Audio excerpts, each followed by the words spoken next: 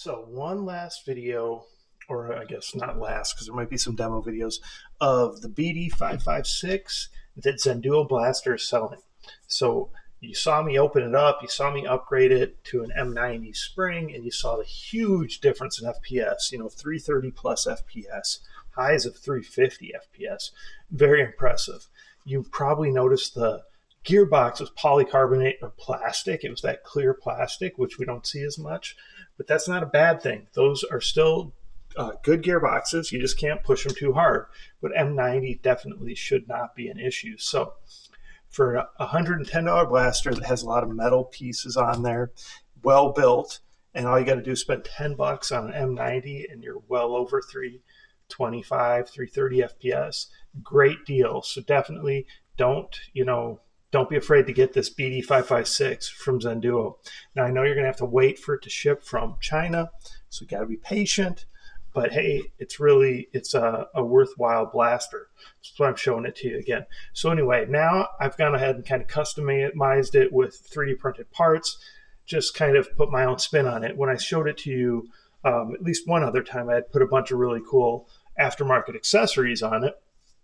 But now I put accessories on it that, like, eventually, I'll end up selling this to one of my supporters for a great deal. And these are the accessories that you'll end up getting with it. So that's why I want to kind of show it to you. And just because I went ahead and kind of mixed it up and put some different things on here. So I thought it'd be cool to show you. So then we went with a little riser on the back of the stock. There's a really cool 3D printout that fits almost perfect. I just had to do a little bit of manual fabrication to it. So we got that back here. Okay. We've got some canted risers. I'll show you some canted riser sights. Just a little riser for your nice EOTech, which has a really cool kind of protector on it. I'll show you. That's the first time I've done that. Nice grip out here that I can do the little, I've made that one before, but I really like how it's got that little insert that we can color match and put the little logo in there. And then I went to the trouble of, or the fun of, making this little laser here. I had this nice little switch on this side, right? So I thought, hey, let's put a nice laser on there that I can design kind of to work with this, right? So we got a nice little laser there that you can see. Okay, well, there you go. Now you can see, well, it's still hard to see on camera, but anyway, there is a laser there, I promise. So looking at the front of the EOTech, kind of more of like a kill flash / screen protector, just something I modified and I thought it would look cool, and I hadn't done that before, right? You can see how the canted sights are on here. Just some nice M-LOK rail covers that tie in this kind of texture that we have throughout that design. That design's back here too.